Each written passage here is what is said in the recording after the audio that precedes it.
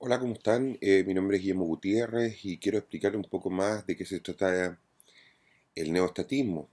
Lo primero y más importante de contarles es que esta es una idea que tiene ya casi 9 años trabajándose, aunque se remonta un poquito antes, cuando yo terminaba mi estudio de Derecho en el año 2007, ¿ya?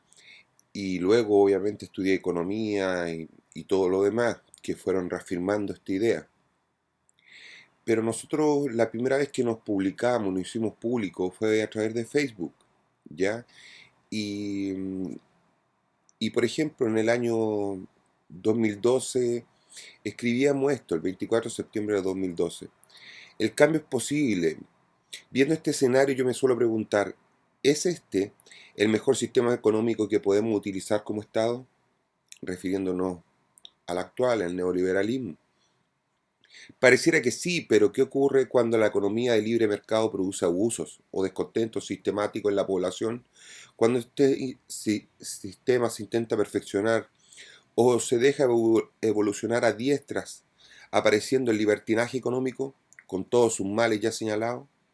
Un libertinaje donde se le paga el salario que se le quiere al empleado, sin importar su cargo, ya que el mercado es el que supuestamente regula, o el nacimiento de colusiones o los duopolios que igual de perjudiciales son para la población y que vienen a afectar al consumidor y sobre todo al consumidor más desprotegido, o sea, los que tienen menos, donde debido a lo mismo no todos tienen los bienes al alcance, digamos, los esenciales. Y en este mismo contexto quedaba abierta la pregunta, ¿y el Estado? ¿Dónde está? ¿Qué hace? ¿Cómo reacciona frente a toda esta injusticia? Entonces, ya vamos a pasar directamente a hablar lo que es el neoestatismo.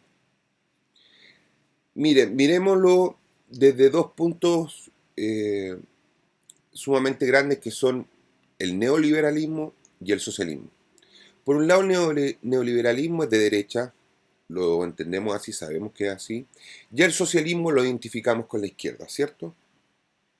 ¿Qué es el neoliberalismo? Es una teoría político-económica que retoma la doctrina del liberalismo clásico y la replantea, o sea, la modifica dentro de un esquema aún más capitalista que el actual, bajo principios más radicales. Cuando decimos radicaliza es que lo coloca más extremista aún que lo que era el capitalismo tradicional. Y el socialismo, que, ¿qué es lo que es? Es la teoría, doctrina o práctica social que promueve la posesión pública de los medios de producción y un control planificado de la economía en pro del interés general de la sociedad. En este sistema, al establecerse la propiedad social, es colectiva, o sea, es de todos.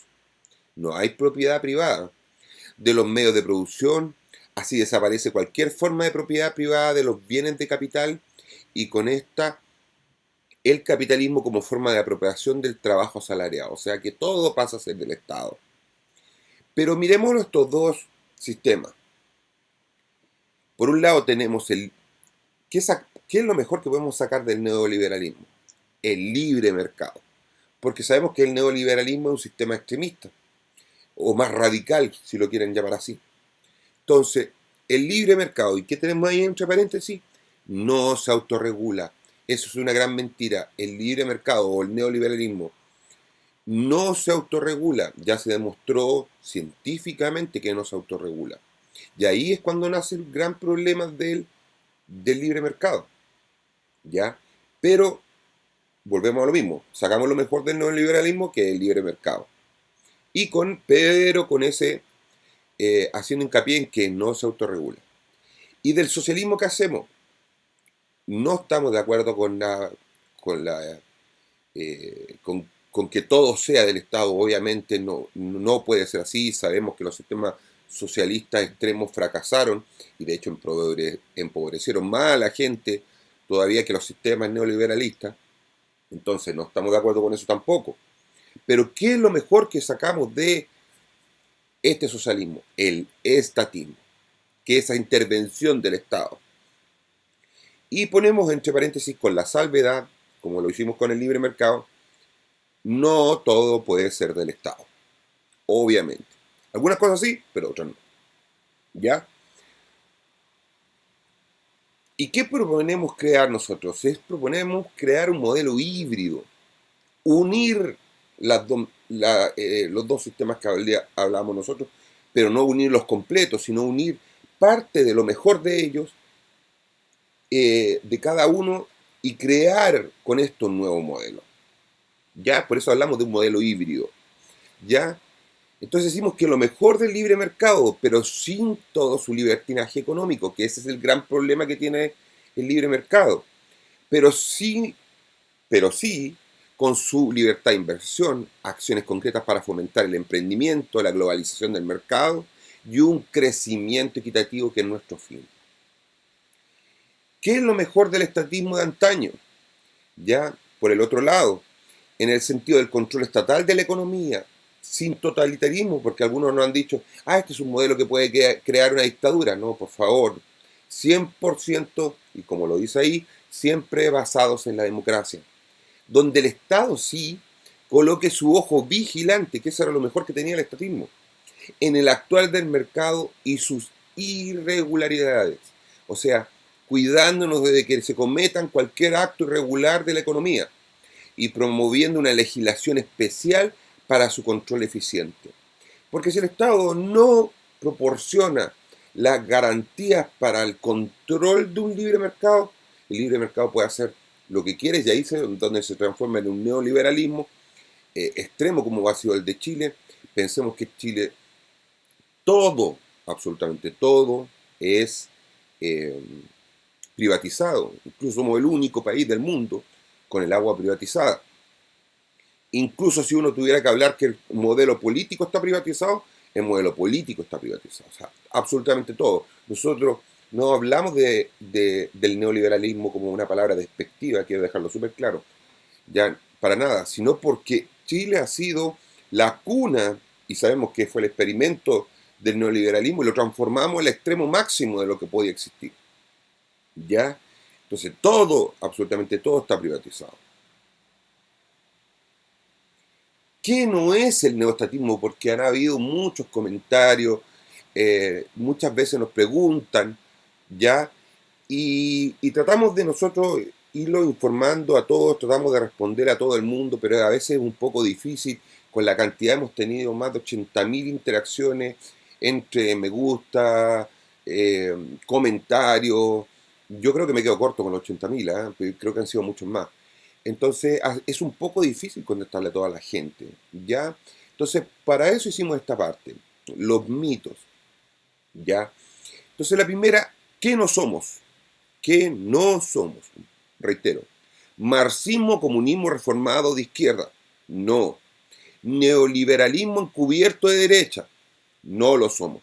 O sea, partamos que el neoestatismo es un sistema neutral, no está con la izquierda, no está con la derecha. Que estamos financiados por partidos políticos, incluso por el gobierno, tampoco es falso. Ya somos totalmente eh, independientes de cualquier partido político en este momento. Podríamos en el futuro sí apoyar a algún partido político que sea de la gente, ¿ya? Porque sí creemos en la institucionalidad, o sea, creemos que no todo, muchos dicen ya que se acaben todos los partidos políticos, pero se acaba la política. Y un país sin política no puede gobernar. Ya deben existir participación política.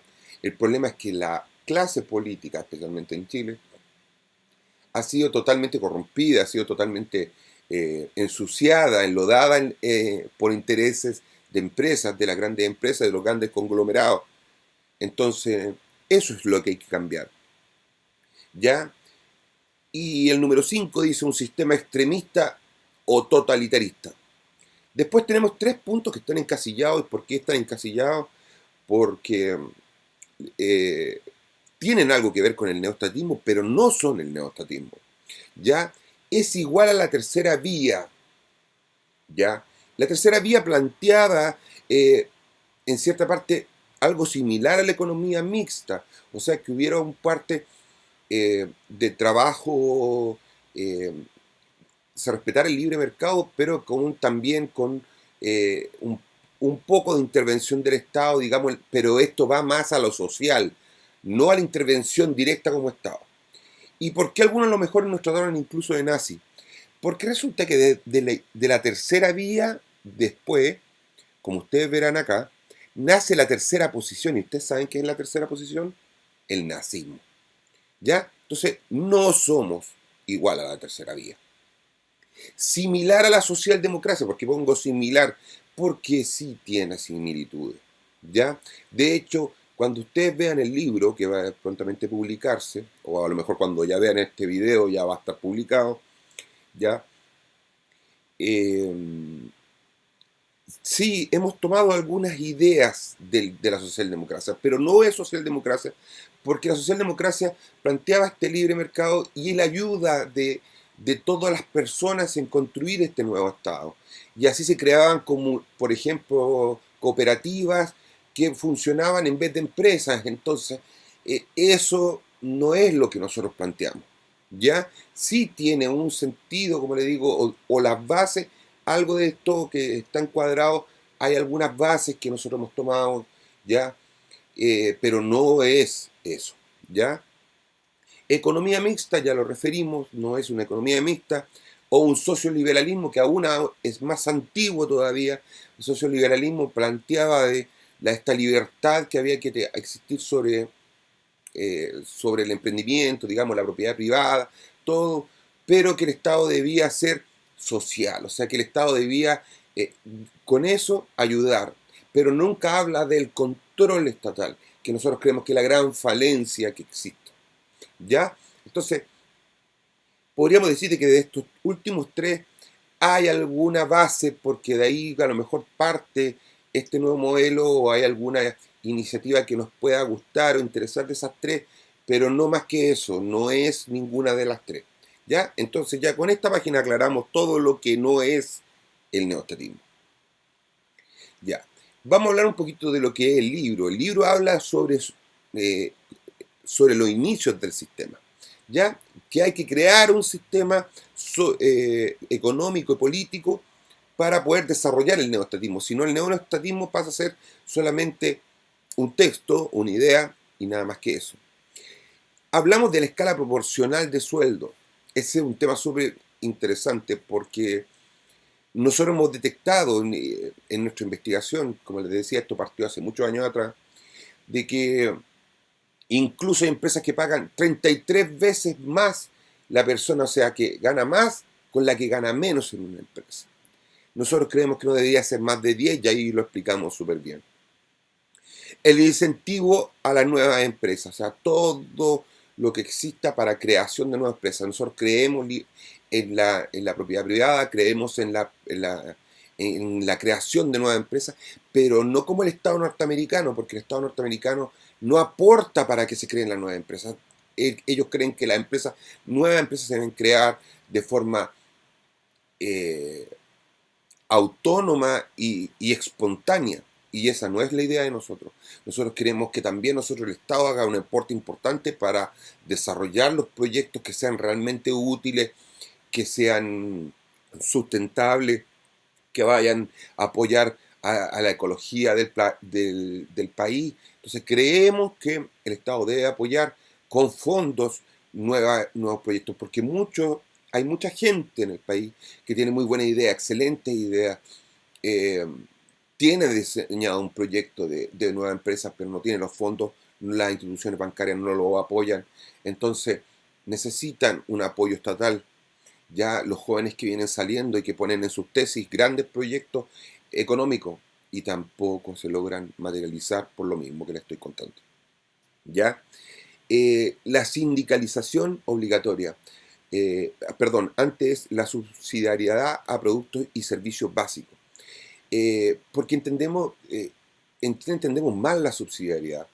Entendemos la subsidiariedad desde el sentido de que el Estado tiene que apoyar a las empresas privadas o dejar que éstas actúen primero y de ahí recién el Estado puede intervenir en cosas, o sea, cuando vea éxito económico de la empresa privada, ellos pueden participar. Eso quiero dejarles claro que no es lo correcto.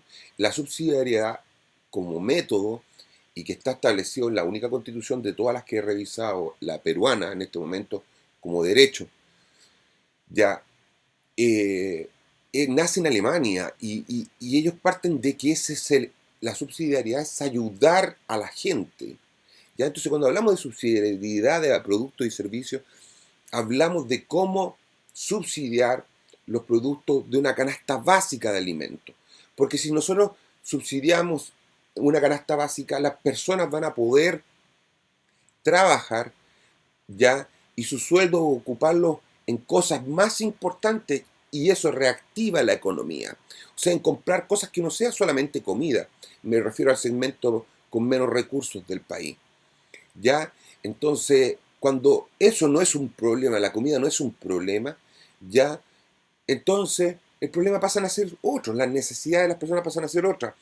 Y eso dinamiza el sistema económico de un país y aumenta el crecimiento del mismo. En el siguiente punto hablamos de la sindicalización obligatoria. ¿Por qué? Porque me tocó, yo también he sido trabajador, y me tocó ver empresas donde estaba prohibido que sindicalizarse. ¿Ya? Y debe ser un derecho garantizado, no solo escrito, sino obligar a las empresas a que con más de, por ejemplo, 20 trabajadores estén sindicalizados y tengan su sindicato.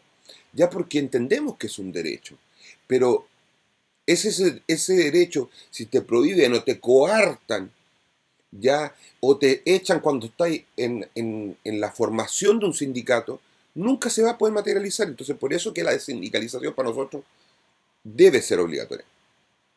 Sobre los impuestos a empresas y otros, ya hemos creado un sistema nuevo de impuestos. Hemos estudiado los impuestos en Alemania, en España, en Francia, en varios países más desarrollados que nosotros. Recordemos que nosotros somos hasta el momento el país más desarrollado de Latinoamérica. Ya el problema es que ese desarrollo no ha sido equitativo, ya lo tenemos claro y por eso se despertó todo lo que pasó en Chile. Pero, por ejemplo, las empresas que ganan, el 20% de las empresas que más ganan en el país, ya no solamente paguen el IVA, o sea, paguen otro porcentaje adicional que sería alrededor de un 20% más, ya llegando a un 40% muy cercano a lo que sucede en países europeos más desarrollados, ya, pero esto sea para las empresas más ricas y también para las personas más ricas, ya, para que no afectemos a la clase media emergente y no afectemos tampoco a las personas más con menos recursos. La reforma de la educación. Planteamos que un 70% por lo menos debe estar, debe tener gratuidad. ¿Y por qué un 70%? Porque las cifras oficiales nos hablan de un 10% que es el 10% más rico del país. O sea, ese 10% más rico del país no tiene por qué tener educación gratuita. O sea, la educación gratuita no debe ser para todos. Luego, vamos achicando un poco más, nos queda un 20%. Hablaba hace poco, unos 6 meses atrás, salió un reportaje muy extenso en un diario local que decía sobre las rentas de nosotros. El 20% de los chilenos gana más de 6,5 millones de pesos. ¿Ya? Si el 20% gana más de 6,5 millones, o sea, ese 20% debería ser cubierto, no tampoco. Entonces nos queda solamente un 10%, que queda como en el limbo, digamos, que no estaría apoyado por este 70%, ni sería del 20% más rico. Pero este 10% se estudiaría caso a caso por el OSN, que va a ser un sistema independiente que vamos a crear, que lo voy a explicar más adelante, ¿ya? Y el OCN sería el encargado, las siglas son Organismo de Control Neoestatal, ¿ya? Y que sería independiente, como les digo, a la Contraloría, al Poder Legislativo, al Poder Judicial, ¿ya? Y sería independiente, independiente a todos estos, y podría ir viendo caso a caso de este 10% a quienes presenten solicitud. Por ejemplo, un núcleo familiar gana 2 millones de pesos, entonces nosotros decimos, wow, qué buena renta tiene, ¿ya? Pero tiene 4 hijos en la universidad, ¿ya? Y viene un quinto hijo que va a entrar a la universidad, ¿ya? Entonces, si ya con 4 están empobrecidos, imagínense con un quinto. Entonces, todos sabemos lo que vale la educación en Chile. Entonces, ese tipo de casos son los que deben ser estudiados, porque hoy día tenemos una clase media muy amplia. Digamos, la gran parte de los chilenos somos clase media, pero gran parte de esa clase media también son una clase media empobrecida, ¿ya? Entonces, la clase media alta es poca y la clase media alta también tiene problemas, ¿ya? Está sobreendeudada, entonces, por eso ese 10% tiene que ser totalmente, y si se puede, cubierto, pero cubierto con las medidas de las necesidades, ¿ya? No se va a cubrir a todo ese 10%, sino realmente a los que lo necesitan, ¿ya? La penalización de los actos contra la competencia.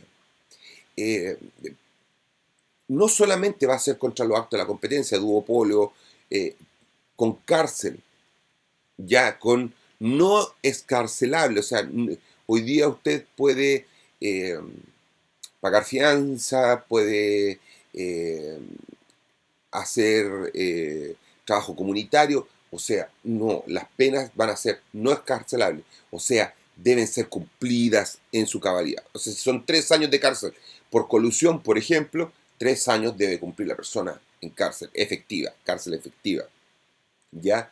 Y aquí se integran también los delitos de corrupción, todos los delitos de corrupción contra el Estado, eh, con penas efectivas, ¿ya?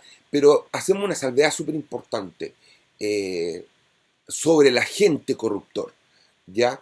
Porque no solamente es culpable, por ejemplo, y perdonen que use este caso, pero no voy a dar nombre nada, sino que voy a dar solamente el ejemplo. Un diputado se ha recibido dinero de empresa. Hay un agente corruptor, o sea, la empresa a través de una persona le hizo llegar la propuesta y el diputado aceptó. Ese es un agente corruptor. Y ese agente corruptor debe tener la misma sanción, exactamente la misma que tiene. Por ejemplo, 5 años de cárcel, 5 años de cárcel también para él. Como decíamos, efectiva. ¿Ya? Entre otras medidas que se explican en el libro. Del organismo de control estatal, algo explicaba hace un momento, tenemos que tener un organismo de control estatal porque si no el neoestatismo no va a resultar, ¿ya? Este tiene que ser independiente a todos los otros poderes del Estado, ya fuera de la Contraloría, porque la Contraloría ha demostrado ser ineficiente en muchos casos, ¿ya? Entonces este nuevo organismo de control va a permitir, digamos, tramitar muchas cosas y dirimir en muchas injusticias que hoy día existen en el mercado. Esa va a ser su principal función, ¿ya? Del sistema financiero relacionado, otro de los capítulos del libro, donde hablamos de los problemas de los altos intereses que cobran los bancos, de que son necesarios, eh, hablamos de la aseguradora, incluso una parte ahí también del sistema de AFP, entonces que las ganancias deben existir, pero deben existir controladas, ya, no ser exorbitantes, no, nunca perjudicando a las personas, ya, ese es nuestro sentido, obviamente está muy abierto y muy explicado en el libro. Estrechar la enorme brecha de desigualdad. Y hemos puesto 10 cláusulas, que dos más adelante van a estar, que deberían ir en la Constitución para que no, para evitar la desigualdad de las personas. O sea, nosotros tenemos que tratar de que el crecimiento que hemos logrado en estos años, o sea, cuando nos convirtamos prontamente en un país desarrollado, que, o todos los países que van en vía del desarrollo, porque esto también pretende no solamente ayudar a Chile, sino también ayudar a otros países el día de mañana en su formación. Cuando ellos adopten este medio, deben hacer todas las medidas para estrechar la brecha de desigualdad. Y una de las más grandes es que el reparto económico sea más equitativo, ¿ya? Y cuando tú le das las oportunidades a la gente, y quiero dejar súper claro esto, oportunidad a la gente, no hablo de igualdad. No, esta no es una lucha de clases, el neoestatismo está en contra de la lucha de clases. ¿Ya? No todos son iguales en una sociedad, ¿ya? Por capacidades, por economía, por talentos, etcétera, por miles de cosas no somos iguales, no somos iguales. Pero sí debemos tener las mismas oportunidades. Un tipo que termina su enseñanza media o enseñanza secundaria debe poder optar a cualquier carrera universitaria o cualquier carrera técnica si no tiene capacidades para la universidad, ¿ya? Pero debe tener esas opciones, ¿ya? Y esas deben estar garantizadas por el Estado. El derecho a la vivienda, entre otros que nosotros colocamos ahí, ¿ya? Eh, y de los derechos fundamentales y garantías para cortar las desigualdades, es donde ampliamos mucho más esto ya como a nivel constitucional, donde debería ir a haber o una modificación constitucional o una constitución nueva donde se pudiera adoptar el modelo como tal. Y en otras medidas hablamos de muchos temas. Por ejemplo, en este momento recuerdo de que las personas que tengan más de 65 años ya no paguen contribuciones. Ya creemos que una persona que ya hizo todo su trabajo, se jubiló, no tiene por qué seguir pagando contribuciones de su casa, por ejemplo. No tiene por qué seguir pagando salud. Ya, eh, la protección al medio ambiente, lo que ya está establecido como protegido, nunca se va a poder cambiar. Y de hecho se va a incentivar a proteger otros espacios, ¿ya? Y cada vez que una empresa pueda producir un impacto medioambiental, va a ser estudiado por este organismo de control no estatal y, y va a privilegiar, en primer lugar, que exista una política de parte de la empresa de cuidado del medio ambiente. Si esto va a afectar el medio ambiente, el permiso va a ser denegado. Por ejemplo, sobre la constitucionalidad, vamos a hablar sobre dos de los 11 principios que nosotros tenemos. Se garantiza el derecho a la vida, integridad física y moral, libertad de creencias, tanto ideológicas como religiosas, derecho a la libertad y a la seguridad jurídica, al recurso de protección o amparo, tutela se le llama en otros países, a la vida privada, a la libre circulación o residencia y por último el derecho a matrimonio igualitario. Nosotros creemos que no debe haber discriminación alguna y ahí después lo expresamos, sin discriminar a nadie por su condición, pensamiento, creencia o no creencia, tendencia, cultura, etnia, señores, etnia. No, ¿cuánta discriminación ha habido por etnia? Por orientación sexual, ni hablar. Por discapacidad, tampoco. Algo se ha hecho en Chile, pero es necesario seguir protegiendo a las personas con discapacidad, con enfermedades, ¿ya? O cualquier otra condición que produzca discriminación, ¿ya? Eh, en el 6, por ejemplo, garantizamos el derecho a la vivienda. El Estado deberá garantizar el acceso a la vivienda para las familias que residen en el país.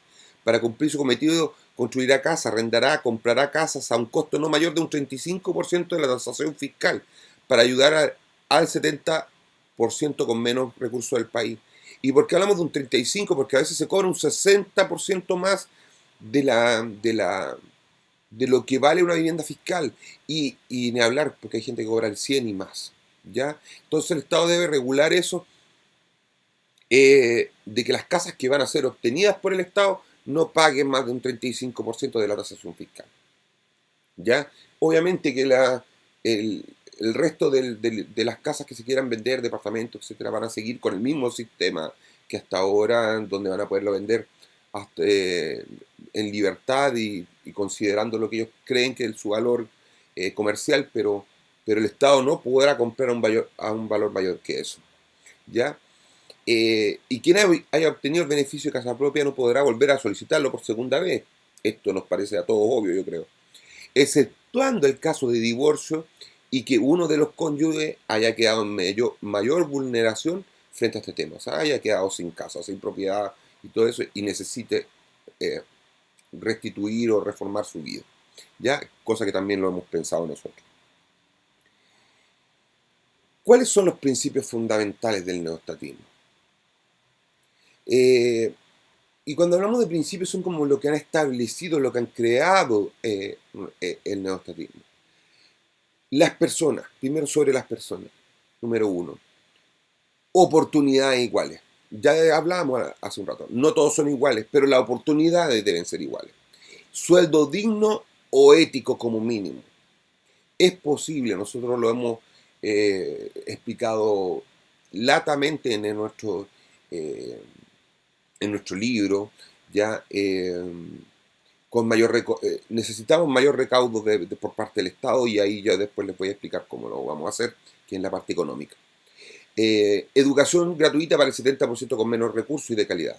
Derecho a la vivienda propia y descentralización del Estado. O sea, el Estado tiene que estar descentralizado, darle más oportunidades a las regiones, ya no puede estar toda la concentración en una pura ciudad, sino que todas las empresas nuevas, por ejemplo, que lleguen al país deben instalarse fuera de la ciudad, en otras regiones, etcétera. Entonces, con eso los organismos del Estado a su vez pueden estar en otras regiones, ya para promover esta descentralización, ¿ya? Derecho a la salud de calidad y protección a enfermedades. Hemos hablado de un tema que también está súper puesto ahí, es que el Estado cubra todas las enfermedades, ¿ya? Y fuera de ello, de que el Estado cubra todas las enfermedades de las personas, sobre todo de este 70% más vulnerable, ¿ya? Creemos también en la eutanasia, ya creemos que es un derecho, ya aquí interviene mucha la religión y por eso nos ha adoptado en otras discusiones anteriores que han habido, por lo menos en el Parlamento. Por eso es que creemos que el neoestatismo debe ser 100% laico, ya y no permitir que intervengan ideas nunca de ninguna iglesia. Y aunque respetamos, y ahí está entre los principios, el libre culto, etcétera, etcétera. Pero ¿por qué decimos que no debe permitir? Porque se debe dar esta oportunidad a la eutanasia, porque morir dignamente también debe ser un derecho. Nosotros creemos que por ejemplo, la eutanasia o, o pasar los últimos días con los medicamentos, independiente de que la persona esté desahuciada, pero con los medicamentos para aliviar su dolor, etcétera, son derechos, son derechos. ¿Ya? Mayor representatividad de los ciudadanos, o sea, esto también lo hablamos en los derechos, está en la parte, digamos, constitucional que nosotros proponemos, de los pueblos originarios, de la gente común, que los partidos se puedan crear con mayor facilidad, que los partidos puedan ser de gente común, ya, no de la élite, porque siempre detrás de cada partido hay élite política, hay gente, hay dinero, hay empresas que los financian. Entonces, que los partidos políticos pueda haber mayor representación, que se tomen en cuenta las juntas de vecinos, por ejemplo. Ahí proponemos algo súper interesante, que existan más plebiscitos, ¿ya? Que si hay una idea generalizada o un descontento generalizado en el país, que se haga un plebiscito, ¿ya? Y lo podrá pedir el organismo de control no estatal, lo podrá pedir el Poder Judicial, lo podrá pedir el Poder Legislativo, o sea, le damos oportunidad a cualquiera de ellos que lo pueda solicitar, ¿ya? Y eso nos abre un abanico mucho más amplio para la representatividad de las personas. Y obviamente sin discriminación. Que el crecimiento y el desarrollo del país alcanza a todos los sectores. Si el problema no ha sido tanto el libre mercado, el libre mercado ha sido positivo. El problema ha sido que no ha sido controlado por el Estado. Eso es lo que nosotros buscamos, que el control del Estado en la economía, ¿ya? Pero permitiendo, obviamente, que nazcan todas las empresas que quieran hacer, pero con su control, ¿ya? Y si esto hubiera sucedido, me imagino, unos 20 años atrás, hoy día a lo mejor ya seríamos desarrollados, ¿ya? Y además, este crecimiento, este casi desarrollo que tiene el país, ya hubiera llegado a todos los sectores. Y el problema fue ese, que no llegó a todos los sectores de la sociedad. ¿Cómo lo vamos a financiar? Primero que todo quiero dejar súper claro y por eso lo pongo en el punto uno, que en el neoestatismo se respeta la propiedad privada. O sea, especialmente la empresa, no se van a expropiar empresas ni nada de eso. ¿ya? Las empresas van a ser privadas, ¿ya? Y eso garantiza gran parte lo que es el libre mercado, pero vuelvo a reiterar, con control estatal. Las nuevas multinacionales no pagarán impuestos el primer año, ¿ya? O sea, toda empresa nueva que quiera entrar al país grande, que garantice más de 100 trabajadores, no va a pagar impuestos el primer año. Y después van a entender por qué, en los puntos siguientes, por qué esta medida, pero entiendan, lo primero que quiero que entiendan acá, que esto va a generar más puestos de trabajo que lo que necesita el país. Se estatizarán, en el número 3, se estatizarán los recursos naturales y servicios públicos. No es posible que el litio esté en manos de una persona, o de una empresa, si ustedes quieren decirlo, pero en realidad es de una persona. Ya nuestro recurso más valioso está en nombre de una persona. El cobre, que hoy día sigue siendo el curso, solamente tengamos una empresa estatal que es Codelco, todo el cobre debería ser. Creo que esas son las empresas estratégicas. Puede ser que en el futuro haya más, pero solamente hoy son nuestras empresas estratégicas. Por ejemplo, sepan ustedes que una de las empresas más rentables que tenía el Estado era el Banco del Estado, ¿ya? Y se vendió, y con eso perdimos una de las rentabilidades más grandes del país, ¿ya? Entonces, nuestros recursos naturales por lo menos deben ser estatizados. Y aquí es importante porque después más adelante en el libro yo hablo en el último capítulo de eh, que esto debe ser procesado en Chile, en el país. Por ejemplo, el cobre nosotros lo entregamos en barra y después llega convertido en cables de alta tensión, etcétera, ya cuando nosotros eso lo podemos fabricar acá en Chile. Entonces el Estado va a ayudar a industrializar este sector para que gran parte de esas cosas las podamos hacer nosotros. Y los servicios públicos creo que es obvio. La luz, el agua deben ser parte del Estado. Ya, eso, por lo menos esos dos servicios no pueden estar estatizados, no pueden cobrar lo que quieran las empresas como lo han hecho en este país y deben estar estatizados. Ya, el resto, como les digo, se mantiene todo igual, las empresas siguen igual y funcionan igual. Se aumentará en 15% el impuesto personal al 10% más rico. O sea, las personas más ricas, aparte, estamos hablando solamente de personas, no de empresas, ¿ya?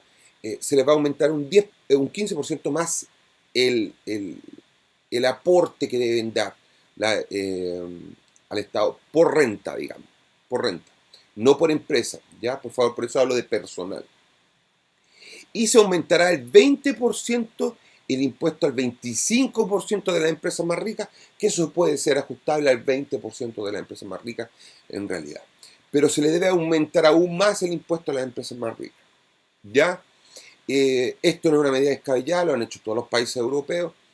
¿Ya? Países europeos, especialmente nórdicos, que hace 10 años ya tenían el PIB de nosotros y con 3 veces menos recursos que nosotros.